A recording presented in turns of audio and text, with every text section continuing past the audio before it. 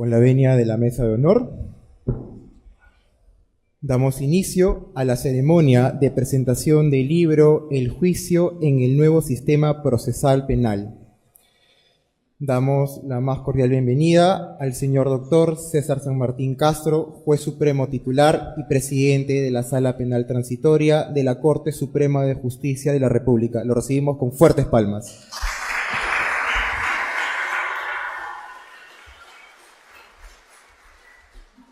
A su vez, al señor doctor Aldo Martín Figueroa Navarro, juez supremo provisional y autor del libro en mención. Fuertes palmas.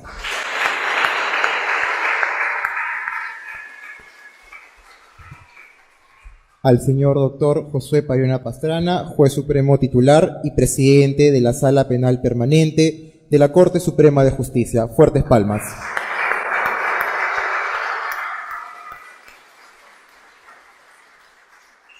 Del mismo modo, al señor César Inostroza Pariachi, juez supremo titular y presidente de la Segunda Sala Penal Transitoria de la Corte Suprema de Justicia. Fuertes palmas.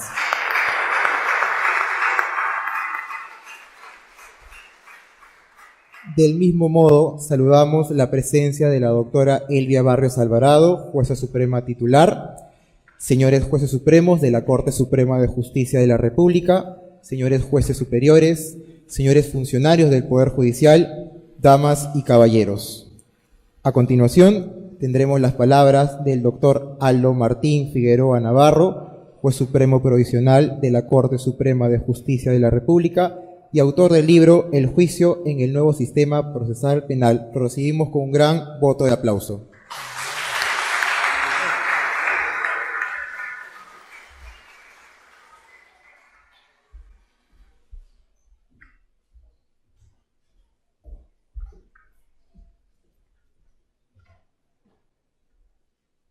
Señores presidentes de las salas penales de la Corte Suprema de Justicia, señores jueces supremos, estimados colegas, amigos y amigas, querida familia. Me siento muy honrado de tenerlos presentes en este acto tan especial e importante para quien habla. Más honrado por poder llevarlo a cabo en este grandioso local que, con sentido institucional, considero mi segundo recinto vital. Deseo, en esta breve alocución, presentar en sociedad a esta pequeña criatura que he rotulado El juicio en el nuevo sistema procesal penal, lineamientos teóricos y prácticos, y respecto al cual quisiera formular algunas prevenciones. Publicar un libro es un acto de suma responsabilidad, no tanto por el impacto que podría tener en el mundo platónico de las ideas, que puede ser a la postre nulo o irrelevante, sino por el impacto ambiental que puede causar. Ludwig van Beethoven decía: Niederschweigen zu brechen, wenn es nicht zu verbessern. Nunca rompas el silencio si no es para mejorarlo. Salvando distancias siderales, con el compositor alemán yo diría: nunca tales un árbol si no es para publicar un libro que valga la pena. Con ese resquemor existencial, emprendí la presente aventura intelectual. Para ello tomé como objeto de reflexión el juicio. Dos razones pesaron en la elección. Uno de tipo práctico, es lo que conducimos a diario desde hace 14 años. Otro de tipo teórico, es el máximo escenario institucionalizado de solución del conflicto penal. La cuestión era luego qué enfoque adoptar. Elegí dos atajos. Primero, quería que esta criatura vaya más allá de la perspectiva jurídica. Me inquietó siempre el deseo de armonizar conceptos de política y gestión públicas con las ciencias penales. Ergo, consideré pertinente desarrollar algunas parrafadas que integrasen ambos cauces de reflexión.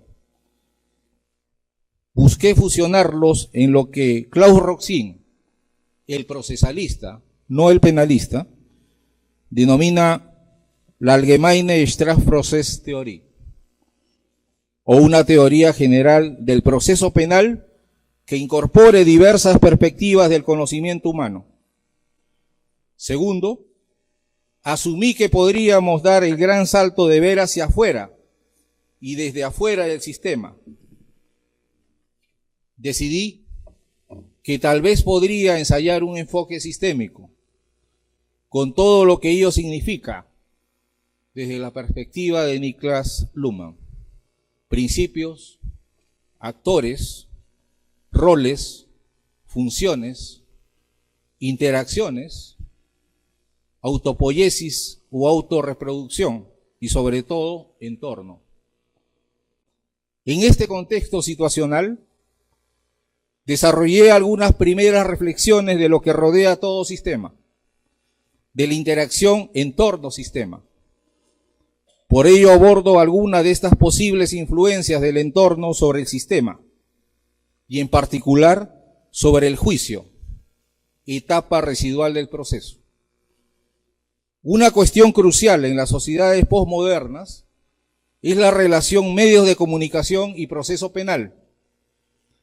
En el contexto de la sociedad del espectáculo, cuyo precursor fue Guy Debord, es definitoria y hasta trágica la construcción de la realidad del conflicto penal por los medios de comunicación en los casos disque emblemáticos. Sin caer en la visión imaginaria o simbólica de Jacques Lacan, de que el mundo se va construyendo con imágenes, es indudable que los llamados juicios mediáticos o paralelos, los medios de prensa y con ellos las encuestadoras de opinión pública, con sus objetivos, su dinámica, sus métodos de trabajo y ciertamente sus intereses, definen precozmente quién es culpable o no. Intento en la presente obra establecer el justo medio aristotélico entre la libertad de información y prensa y la presunción de inocencia. Del mismo modo, presento algunas reflexiones sobre el rol del Congreso y el Poder Ejecutivo mediante la facultad de investigación y de gracia presidencial. Creo que es fundamental, de cara a la búsqueda del crecimiento con desarrollo, que estén bien delimitadas las funciones de los poderes del Estado. Esto es, que el Congreso no abdique de su función de investigación política, pero que tampoco pretenda invadir terrenos propios del Ministerio Público y del Poder Judicial.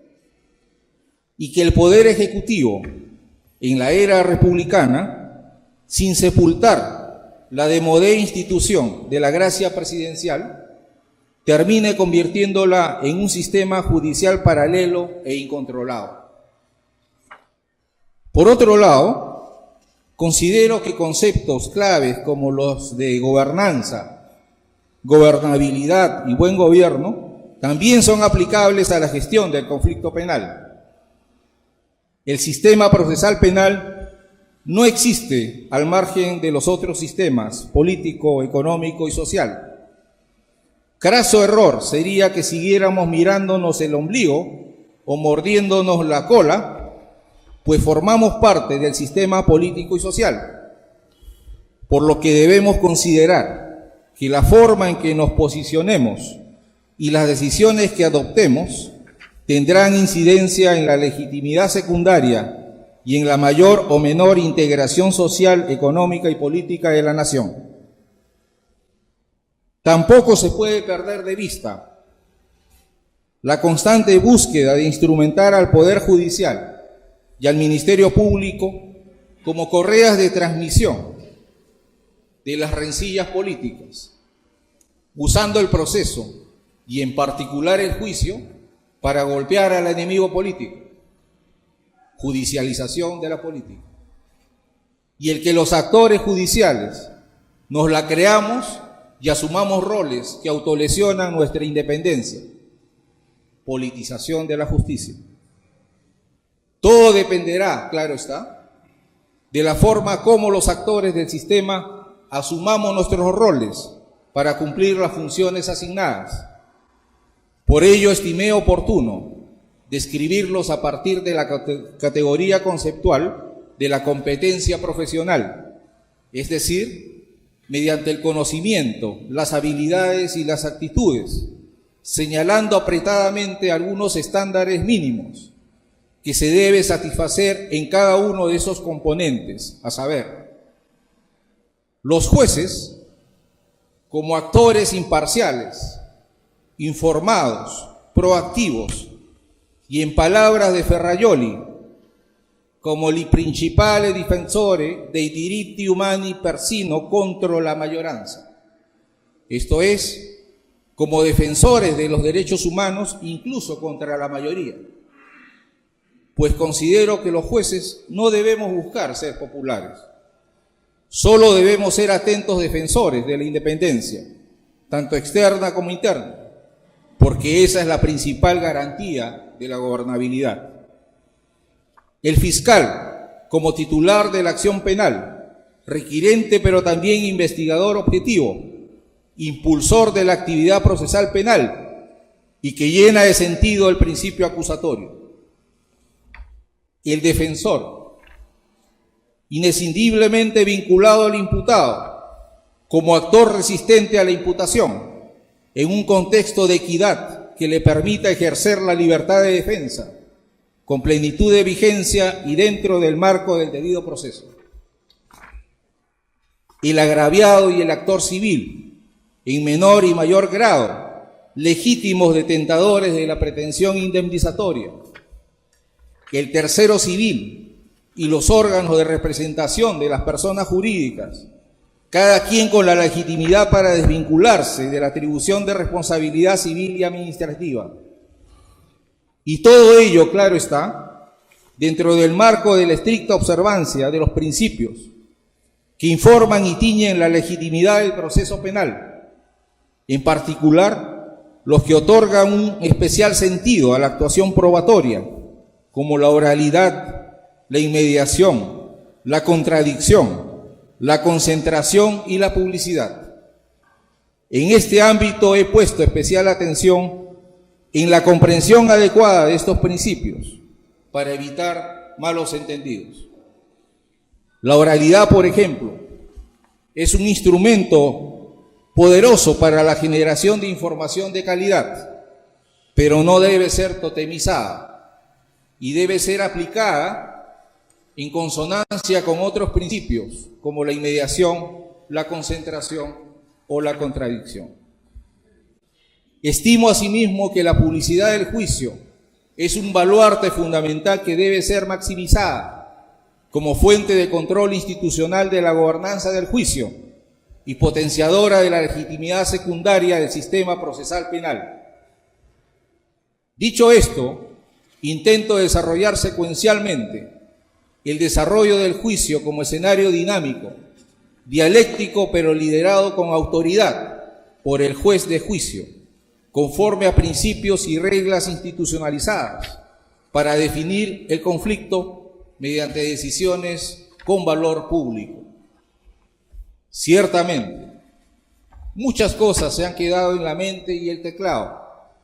Cuestiones arduas como la prueba prohibida, la prueba por indicios, el juicio de segunda instancia y en particular la denominada prueba nueva, merecerían una mayor maduración. Como lo sostengo en la introducción, esta es una criatura que espero, ojalá, pueda llegar a la adolescencia, alimentada con más experiencia del Lebenswelt, el mundo de vida del que habla Habermas, más críticas del mundo académico, al que nos debemos someter quienes nos atrevamos a romper el silencio, y mayores conocimientos sistemáticos. Last but not least, como dirían los ingleses. Lo último, pero no por eso menos importante, y permítame la presente licencia. Esta criatura no vino al mundo por arte de birloque. Tiene diversas fuentes inspiradoras, diversos estímulos vitales y que nos merecen el reconocimiento eterno. Es producto de muchas noches en blanco, durante 9 meses, pero también de factores humanos, demasiado humanos. Menschliches allzu menschliches, como diría Nietzsche, y a quienes le prodigo palabras de agradecimiento. A los maestros, como José Hurtado Pozo, quien tuvo el gentil gesto de prologar este libro, y otros maestros, de quienes aprendemos sobre todo por identificación positiva, pero también algunas veces por identificación negativa. Y a los colaboradores eficaces, que como Freie Geister o espíritus libres, en palabras de Nietzsche, y yo agregaría de buenas costumbres, inspiraron y ayudaron a plasmar muchas ideas de este libro. A mis padres, con sus 65 años de amor, y a mi querida gran familia, como llama permanente y a través de la cual, en el concepto de Martin Heidegger, uno auténticamente trasciende. Muchas gracias.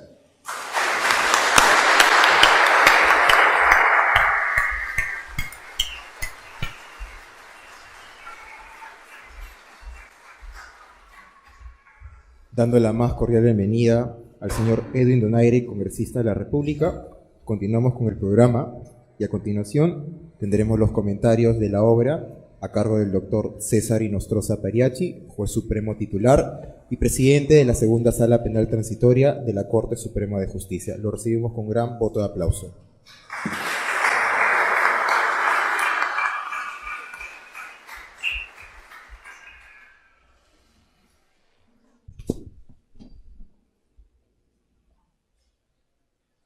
Señor presidente de la Sala Penal Permanente de la Corte Suprema, doctor Josué Pariona Pastrana, señor presidente de la Primera Sala Penal Transitoria, doctor César San Martín Castro, colega, juez supremo Aldo Figueroa Navarro, autor de esta importante obra, señor congresista de la República, que nos honra con su presencia, colegas jueces supremos aquí presentes, jueces superiores, jueces de primera instancia, funcionarios y trabajadores del Poder Judicial, público en general. En principio quiero agradecer la invitación que me hizo llegar el profesor y magistrado Aldo Figueroa para poder hacer algún comentario del libro que ya presentó y que ha hecho un resumen prácticamente de toda la obra con una capacidad de síntesis. Como todavía van a comentar la obra los otros colegas, no quisiera quitarles la materia, voy a relevar algunos aspectos que a mi criterio destacan en la obra y también posiblemente una sugerencia para la próxima edición, si se quiere, de esta obra. Quiero empezar mi disertación señalando que la creación de un libro es una de las obras más importantes del ser humano, porque transmite cultura, y en este caso, cultura jurídica. El tema elegido por el autor del juicio, como una etapa final del proceso común con el nuevo código, es un tema que no ha sido mayormente tratado por los procesalistas, excepto como por el profesor César San Martín y otros colegas, pero que merece seguir siendo trabajado, porque cada día se enriquece no solamente la doctrina, sino la jurisprudencia. De manera que se invita pues a que los procesalistas puedan seguir trabajando en este tema. ¿Qué es lo que he advertido de la obra que le da una relevancia a mi criterio? El tema del entorno del sistema procesal penal. Es decir, en qué contexto, en qué mundo se desenvuelve nuestro sistema procesal. Y ha destacado el autor el tema de la independencia de los magistrados. Eso es importantísimo, porque si un juez no tiene independencia o está perturbada la independencia en la administración de justicia, sencillamente es un peligro para la seguridad jurídica y para los derechos fundamentales de los ciudadanos. El otro tema que ha abordado es la judicialización de la política. Es decir, cómo es que en algunos casos se quiere utilizar como instrumento al Poder Judicial para rivalidades políticas, denunciar a los rivales políticos, y en eso nosotros tenemos que reafirmar nuestra independencia. Y cuando está mediada, los órganos de gobierno, como dice el Estatuto Jurídico del Juez, y los máximos representantes del Poder Judicial tienen que salir en defensa de la independencia de los jueces. Luego, los juicios mediáticos, cómo puede a veces perturbar la función del juez. Es cierto que tenemos una gran conquista con la libertad de expresión, eso no hay que negarlo. Es bueno que los medios de comunicación comuniquen y transmitan quizá los procesos, pero el problema está cuando hay un juicio paralelo a un juicio en el Poder Judicial. Y en este juicio paralelo hay algunos factores que pueden tergiversar la información, porque generalmente los medios de comunicación trabajan con la información policial o los primeros indicios, y entonces se forma ya una opinión general, ¿no es cierto?, de cómo es que ha sucedido esto, y ya establecen culpabilidades anteladamente. Hay que tener mucho cuidado sobre esos juicios mediáticos o paralelos. Ahora, en cuanto a los principios de juicio, me parece relevante el tratamiento que le ha dado el principio acusatorio. Está prácticamente en la obra Los criterios jurisprudenciales de la Corte Suprema respecto al principio acusatorio, que como todos ustedes saben, ha sido desarrollado no solamente por la Corte Suprema, sino también por el Tribunal Constitucional. Destacando dos principios, el principio de jerarquía y el principio de oficialidad. Es decir, que cuando el fiscal superior opina en un sentido contrario, por ejemplo, al fiscal impugnante, un ejemplo, recurso de nulidad planteado por un juez superior y el fiscal supremo opina que no hay nulidad en la sentencia absolutoria, sencillamente debemos resolver conforme lo señala el fiscal supremo. La pregunta sería ahí, ¿y qué pasa si el fiscal supremo, en un dictamen que puede contener un error, está trastocando, vulnerando derechos fundamentales o principios y valores de la Constitución? ¿Podemos ejercer un control de constitucionalidad de ese dictamen? ¿No? Me parece que ahí habría que comentar un poco más, ¿no? Luego, el tema de la diferenciación, el plazo razonable, también lo trata muy bien el autor. ¿Cuál es el plazo razonable para un proceso? No lo dice la ley, ¿no? Se habla del plazo de detención, pero no para el plazo del proceso. Un proceso puede durar 5 o 10 años, como hemos visto a veces en la Corte Suprema. Y muy bien cita las normas convencionales, ¿no es cierto?, los tratados internacionales sobre derechos humanos, y ve los factores, los criterios para valorar cuándo estamos ante un plazo que realmente sea razonable. No voy a citar todos esos criterios porque la verdad los voy a dejar sin tiempo a mis colegas. También destaca la diferenciación correcta que hace el autor entre el agraviado y el actor civil, ¿no es cierto? Y yo quisiera ahí más bien invitar al debate, quizá para futuras obras, un poco desarrollar el tema de los agraviados en los delitos de peligro, ¿no?, en los delitos contra la seguridad pública, por ejemplo.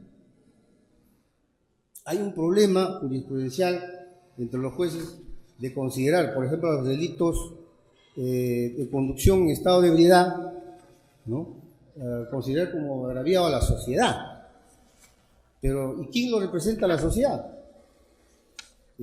Según algunos jueces, representa a la sociedad el Ministerio Público, por mandato del artículo 159 de la Constitución. Pero, a mi criterio, ese mandato constitucional ha sido desarrollado en la Ley Orgánica del Ministerio Público, cuando señala que el Ministerio Público actúa representando a la sociedad en juicio para los efectos de defender a los menores, a los incapaces, a la familia. De ahí que los funcionarios del Ministerio Público, o los fiscales, emiten dictamen en procesos, digamos, de tenencia de menores, de derechos de familia. De manera que, a mi criterio, el agraviado en los delitos de peligro tiene que ser el Estado, como sociedad políticamente organizada. Y para efectos prácticos, porque si es que el fiscal representa a la sociedad, tendría que asumir dos posiciones, o sea, dos tipos de sujeto procesal, como ente persecutor y como representante del agraviado. Tendría que constituirse en actor civil y finalmente tendría que cobrar la reparación civil. ¿Y hacia dónde iría ese monto de la reparación civil? ¿A una cuenta del Ministerio Público? Por eso es que considero mejor que, para no ser un ente abstracto, gaseoso de la sociedad, tiene que ser el Estado, el agraviado, en este delito de conducción de estado de ebriedad, como se viene haciendo los delitos de tenencia ilegal de armas, que también es delito de peligro. Y digo algo más para terminar este punto. Los delitos de tráfico ilícito de drogas que afectan a la salud pública, que están dentro del rubro genérico seguridad pública, ¿quién es el agraviado? Generalmente en todos los procesos es el Estado. Se apersona el procurador, ¿no? Entonces, en ese tema creo que había que profundizar. Otro asunto que me parece interesante en la obra del autor es el tratamiento que le da a teoría del caso, ¿no? Teoría del caso. Se hace un estudio dogmático de la terminología, pero en el fondo, con una sencillez, con un lenguaje bien claro, señala pues que no es más que la hipótesis de cada sujeto procesal, la posición de las partes, ¿no? Y da los requisitos, el elemento fáctico, el elemento jurídico, el elemento probatorio, para centrar el debate del juicio, ¿no? Es importante. Y también señala cuando estamos ante un alegato de apertura de calidad y cuánto hay errores, ¿no? Por ejemplo, en los errores de los alegatos de apertura o alegato preliminar están los discursos políticos, ¿no? O la retórica, ¿no? No se trata de convencer al juez, sino de demostrar o plantear estrategias para ganar su teoría del caso. También me parece importante la sentencia anticipada, ¿no? La sentencia de conformidad, donde ya con el nuevo código hay una negociación entre el abogado, defensor, el imputado y el fiscal, se ponen de acuerdo para concluir anticipadamente el proceso, incluso acuerdan la pena. Sin embargo, se hace una excepción, y ya está plasmada en el acuerdo plenario de la Corte Suprema, en el sentido que por el principio de legalidad, ¿no es cierto?, y por el principio de iura nobis curia, se puede absolver en el caso de conformidad del defensor con el fiscal sobre la aplicación de una pena por determinado delito, cuando el hecho, por ejemplo, es totalmente atípico, ¿no? Es decir, fiscal y abogado se ponen de acuerdo, tú has cometido delito X, pero viendo los hechos y haciendo el juicio de subsunción, por ejemplo, en el tipo penal, resulta que el hecho es atípico por faltar algún elemento descriptivo o algún elemento normativo del tipo. Luego, en cuanto a la actuación probatoria, el autor delimita conceptualmente estos elementos que a veces confundimos de terminología, ¿no? Precisa qué cosa es un objeto de prueba, qué es una fuente de prueba, qué es elemento de prueba, qué es un medio probatorio y finalmente qué es un órgano de prueba, ¿no? En ese sentido, destaco el trabajo del autor. En cuanto a la declaración testimonial, ¿no? Trabaja muy bien sobre el concepto de lo que es el testigo, inclusive los testigos de oídas, etcétera. Y lo que me gustaría más bien también es profundizar las reglas del interrogatorio, ahora que se llama el interrogatorio abierto, el interrogatorio cerrado, el contrainterrogatorio. Parece que como ya la obra era voluminosa, no alcanzaba para esos temas, como ha dicho el profesor, va a seguir trabajando sobre ese tema. Y en cuanto a la deliberación de la sentencia, con mucha didáctica señala un orden, da pautas, cómo podemos discutir los jueces antes de tomar una decisión, luego de cerrar los debates orales, ¿no? De manera que es importante leer la obra por parte de todos los jueces, sobre todo. Y finalmente, estructura cómo debe ser una sentencia, ¿no? Y cita autores que están en la bibliografía, que realmente es destacado. Bien, ¿qué recomiendo? A mi criterio es una herramienta valiosa ¿no es cierto?, para jueces, fiscales, abogados, estudiantes de derecho, señores congresistas, y todo lo que tiene que ver con el mundo del derecho procesal penal. Y yo felicito personalmente al profesor Aldo Figueroa por esta obra muy importante y valiosa para la comunidad jurídica, y lo felicito por dos razones. Primero, porque los jueces estamos agobiados con la carga procesal. Todos los días tenemos que votar casos y casos y casos, y debatir. Poco tiempo hay para trabajar. Por eso yo admiro el tiempo que se ha dado el profesor Aldo para hacer esta obra. Y en segundo lugar, porque es un tema importantísimo para el sistema procesal penal. De manera que lo invito más bien a que siga trabajando dentro del tiempo que queda, seguramente sacrificando a su familia, etcétera, para que siga aportando a la comunidad jurídica. Y voy a terminar mi intervención citando una frase célebre de un pensador, escritor mexicano, José Vasconcelos, y que espero lo interprete. Dice él, o decía él hace tiempo, un libro, como un viaje, se comienza con inquietud y se termina con melancolía. Es decir, no queremos terminar, nos da pena terminar un libro. Lo felicito, profesor Aldo Figueroa, y tengo la información que con todo ese bagaje, conocimientos y cultura, usted va a reforzar la segunda sala penal transitoria de la Corte Suprema a partir del 21 de este mes. Muchas gracias a todos ustedes.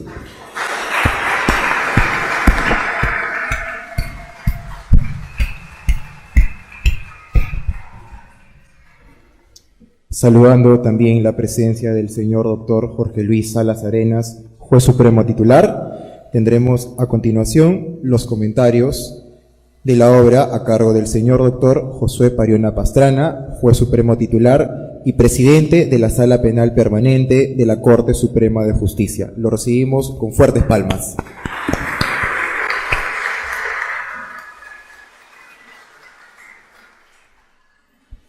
Muy buenas tardes. Señores miembros de la mesa, señor congresista, señores jueces supremos, señores jueces de las diferentes instancias del Poder Judicial, público en general. La primera relación que tuve yo con Aldo fue hace muchos años atrás, cuando tuvimos el honor de estar en una sala de vacaciones de la Corte Superior de Lima. Era la primera sala, la sala de vacaciones que se fusionaba la primera sala de reos en cárcel con la tercera sala de reos en cárcel. Ahí fue nuestro trabajo jurisdiccional y académico. Vi el potencial de Aldo en el trabajo dogmático, porque siempre en esos momentos de vacaciones, lo único que nosotros veíamos era mandatos de detención en todas sus modalidades. Y eso está vigente hasta la actualidad.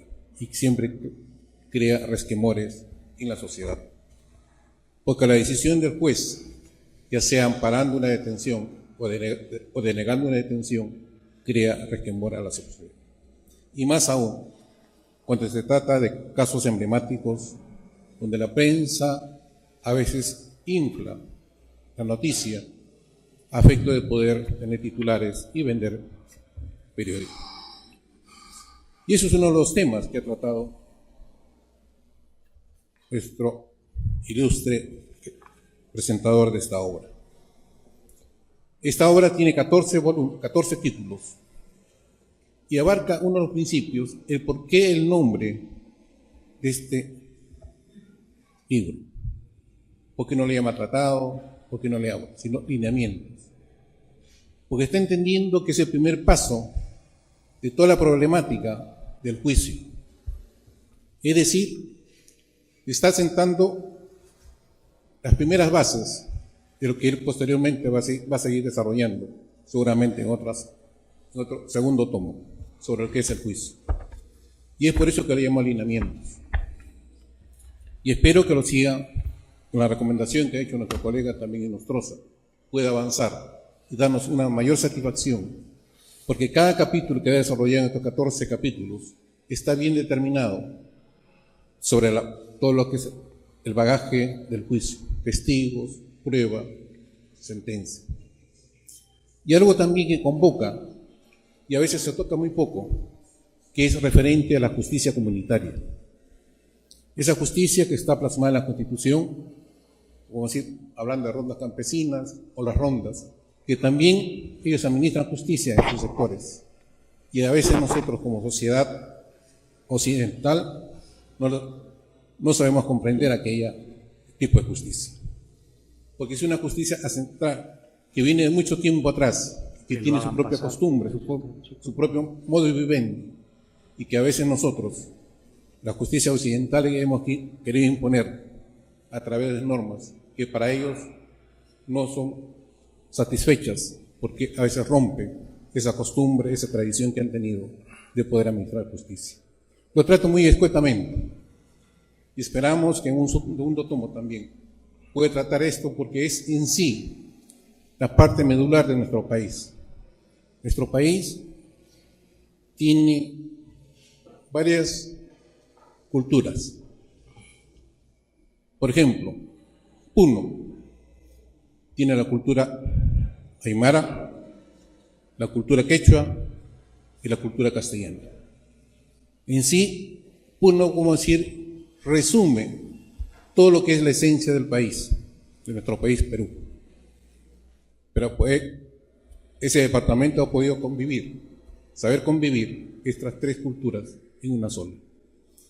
Entonces, esperamos que eso también sea tratado de una forma posterior, porque hay mucha problemática sobre la justicia comunitaria. Nosotros como Corte Suprema hemos dado un pleno que trata sobre aquello, pero falta mucho que desarrollar. El otro aspecto también que he tratado ha indicado sobre la independencia judicial frente a los medios de comunicación. Es algo que todos los días enfrentamos los jueces y fiscales cotidianamente. Pero ¿qué hacer ante esa presión?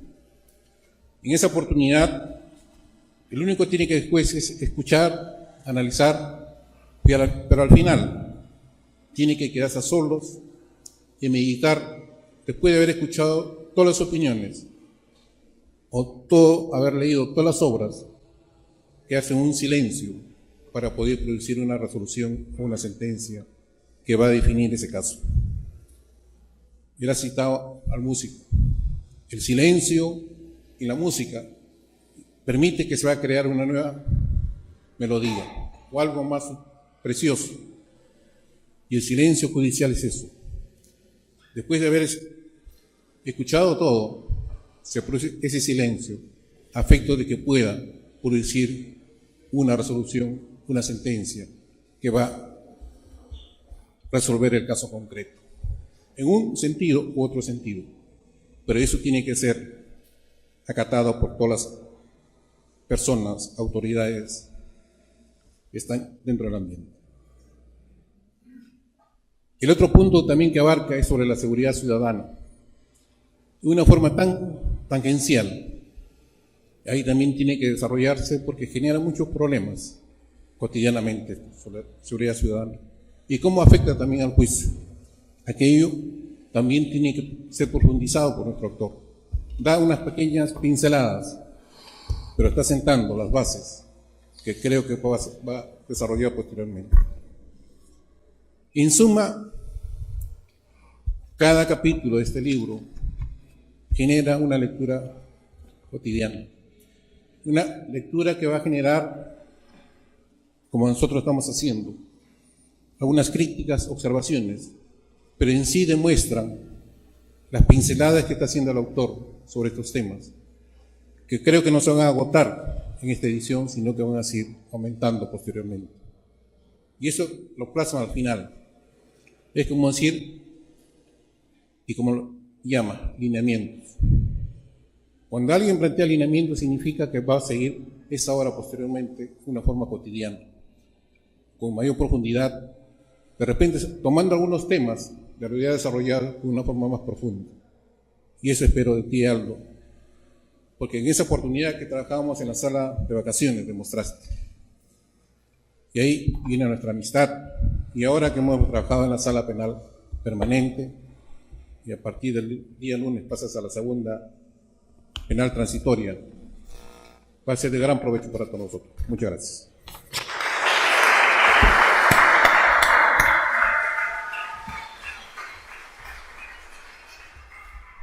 Agradeciendo las palabras del señor doctor José Pereira Pastrana, a continuación tendremos los comentarios de la obra a cargo del señor doctor César San Martín Castro, juez supremo titular y presidente de la primera sala penal transitoria de la Corte Suprema de Justicia de la República. Lo recibimos con un gran voto de aplauso.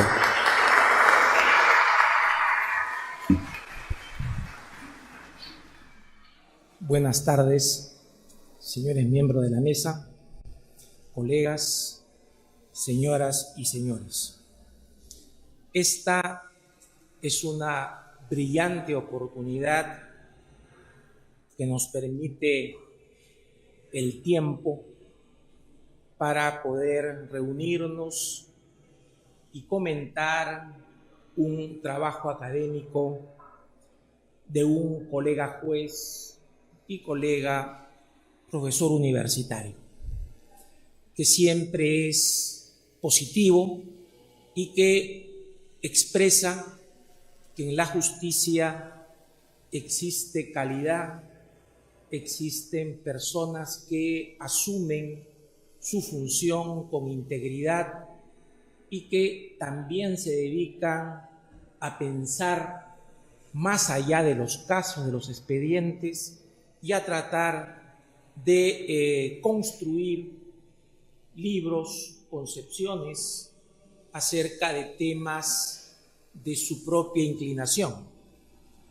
Y por eso que es motivo de alegría, nos reconforta y nos da un ánimo positivo, porque podemos decir que hay jueces brillantes, que hay aquí un suficiente nivel para poder enfrentar los casos terribles que se presentan cotidianamente y que en esta época nos están siguiendo de modo permanente y sobre todo con un control público, mediático, político, que no es malo, bastante importante. El tema no es que existan medios de prensa que hagan ver sus puntos de vista, que exista una clase política con sus propios intereses y perspectivas. El problema es cuál es la vitalidad y la posición del juez frente a un caso y sobre todo frente a la opinión, que es eso, meras opiniones de quienes tienen algo de poder. Alta ya Aldo lo ha dicho, el concepto de independencia.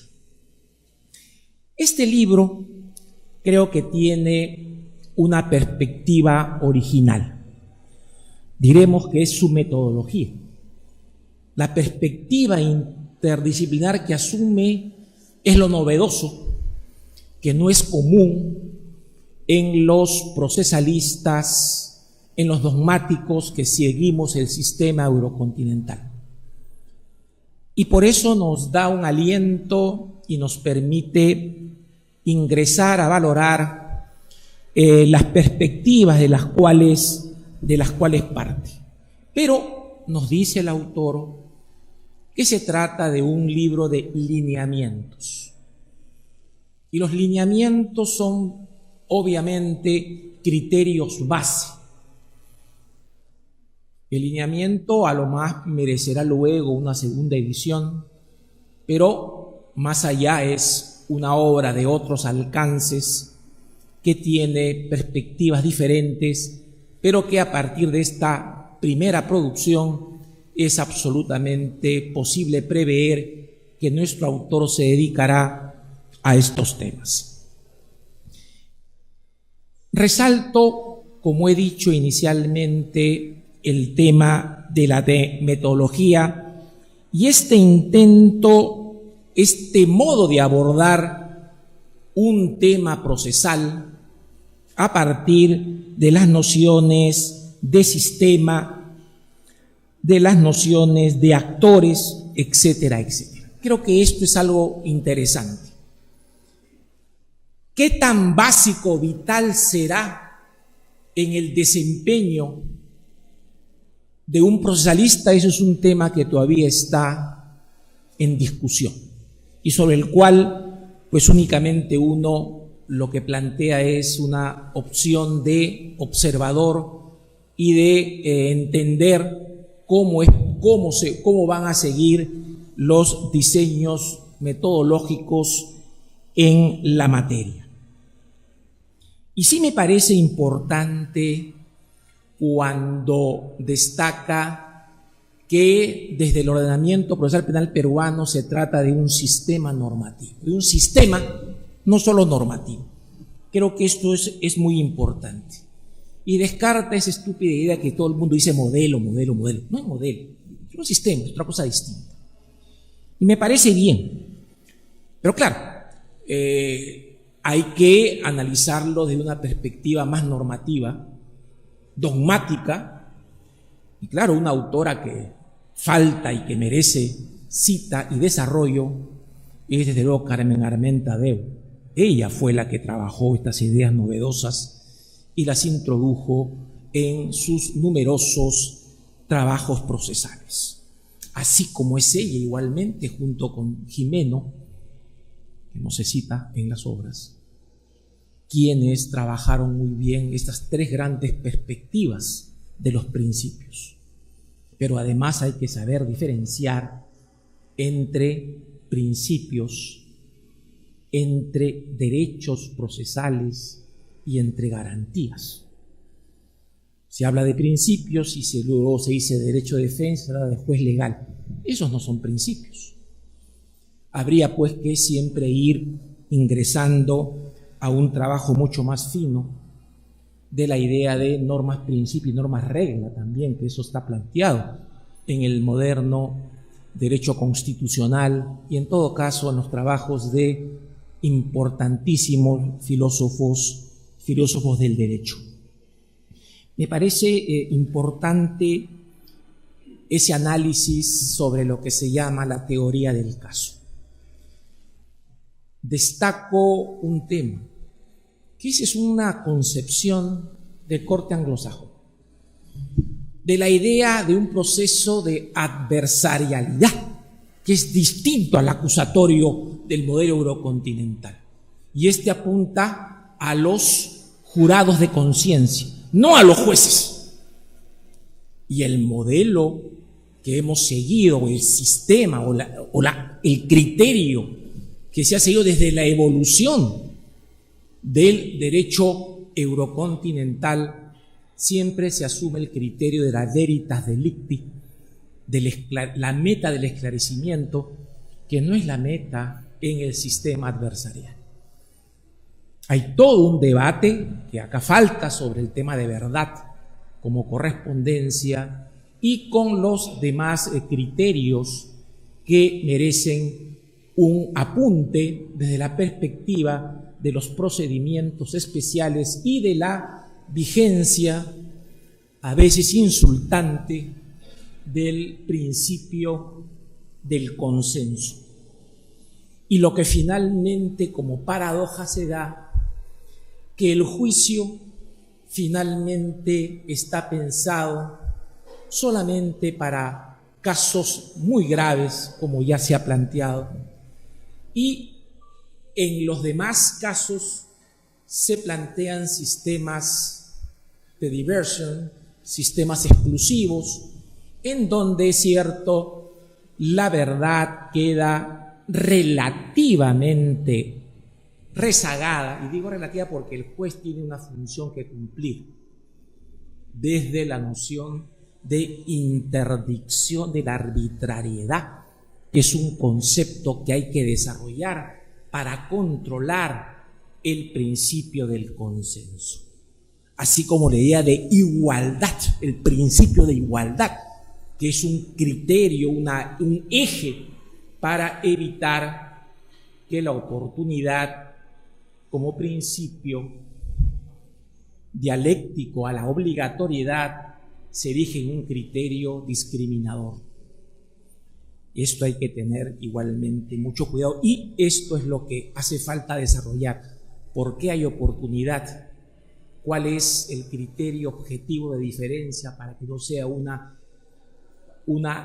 situación de privilegio o de excepción? Sencillamente la idea de merecimiento de pena y necesidad de pena. Creo que ese es un tema que habría que tener presente. Claro, en el libro no se trabaja lo que es la teoría de la prueba. Y no se le puede pedir eso porque en verdad ingresa lo que es el procedimiento del juicio oral. El procedimiento del juicio oral. Y en el que obviamente se desarrollan nociones básicas y que desde luego deben de ser completadas con un manejo mucho más complejo, un pensamiento problemático de las normas vinculadas al propio procedimiento en cuestión, que es la etapa principal. El autor critica que el código diga que es etapa principal porque no es coherente. Sin embargo, a veces hay que trabajar algunos lineamientos de respuesta frente a una lucha con el procedimiento anterior, en el que no había diferencia entre actos de investigación y actos de prueba, y entre procedimiento de investigación o instrucción, que es lo mismo, es sinónimo, como aquellos idiotas que hablan de expediente y otros dicen carpeta, que es exactamente lo mismo, aunque el código dice expediente, pero bueno, como también puede decir un idiota file, ¿no? Yo creo que ese no es un tema especialmente relevante. Y finalmente, en cuanto a los principios del procedimiento, tal vez los más importantes, el más importante tiene que ver con la inmediación, no con la oralidad, no. La oralidad es la forma de hablar palabras y cómo esto se relaciona en el juicio, no. El problema más importante es la inmediación. Allí, con la inmediación está la calidad de información. Es la inmediación, no la oralidad, donde la calidad de información es mejor. Y la inmediación no sirve para valorar prueba, no sirve para eso. La inmediación sirve para que el juez, a quien se debe de convencer, obtenga una información de calidad con su presencia, con su intervención en los interrogatorios, intervención en cuanto a corrección del interrogatorio. Eso de territorio abierto, cerrado, son reglas del sistema adversarial, no del nuestro. Como esa tontería que han puesto de que hay contrainterrogatorio y por tanto cuando son testigos se les considera un testigo hostil, incluso se pueden formular preguntas que pueden ser reiterativas o que pueden ser hasta ociosas o contradictorias. Eso no es propio de un modelo o de un sistema como el nuestro, pero en fin, cada uno plantea sus cosas, pero en verdad lo que hace falta ahora es intentar desde el sistema construir los principios, porque no el principio, las leyes no surgen del principio, sino el principio surge de las leyes, el ordenamiento del principio, y surge bajo lineamientos de concreción. ¿Qué tan fuerte es la oralidad? Eso lo dice la ley. ¿Qué tan fuerte es la inmediatez? Eso lo dice la ley. ¿Qué relación hay entre inmediatez y plazo propio e impropio? Eso lo dice la ley, y de la ley se obtienen las respuestas. El principio surge de la ley, no la ley surge del principio. Claro, esta es una posición, desde luego, en la perspectiva de la teoría del ordenamiento jurídico, pero creo que ese es un tema bastante importante. Pero en fin, este libro nos da la oportunidad de conocer, de aprender una perspectiva brillante, interesante, acerca de cómo acercarnos de un modo distinto al sistema procesal penal. Y también nos plantea una serie, porque plantea nomás, una serie de problemas vinculados a las relaciones de la justicia o de la jurisdicción ordinaria, sobre todo con el Congreso, con las investigaciones del Congreso y con las intervenciones mediáticas. Desde luego que sí. Pero se plantean los problemas y desde luego no se plantean, tampoco se tiene por qué hacerlo, ¿no?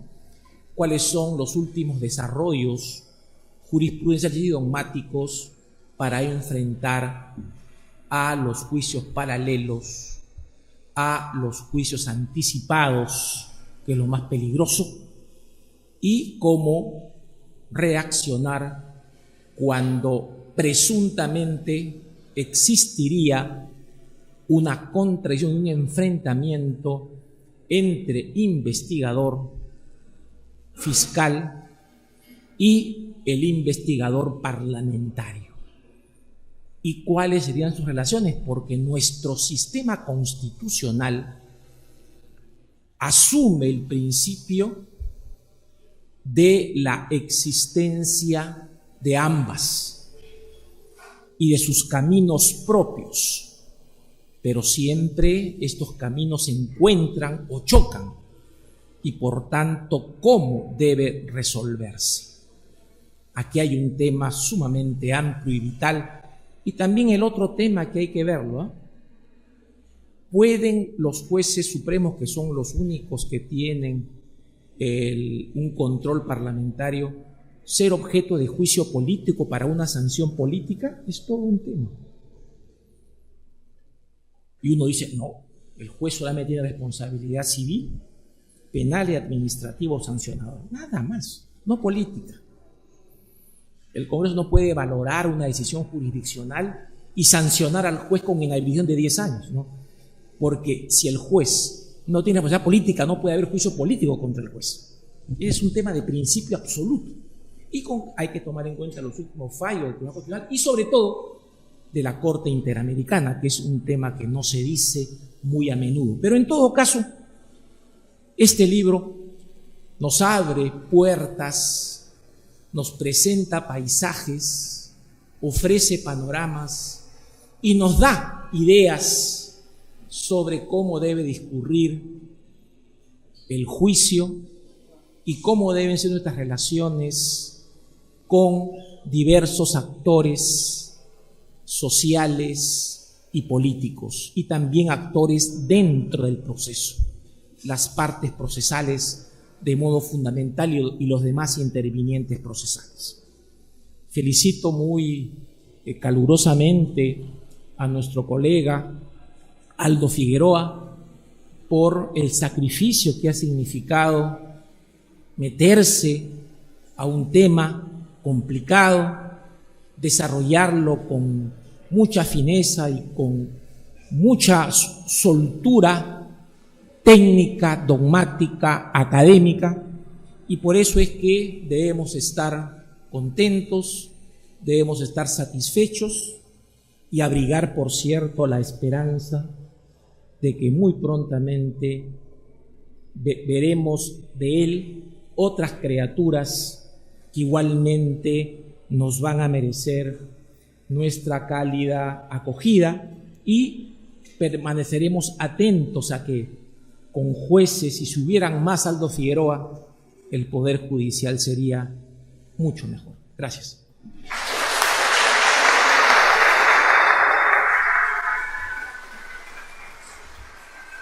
Agradecemos las palabras del señor doctor César Martín Castro.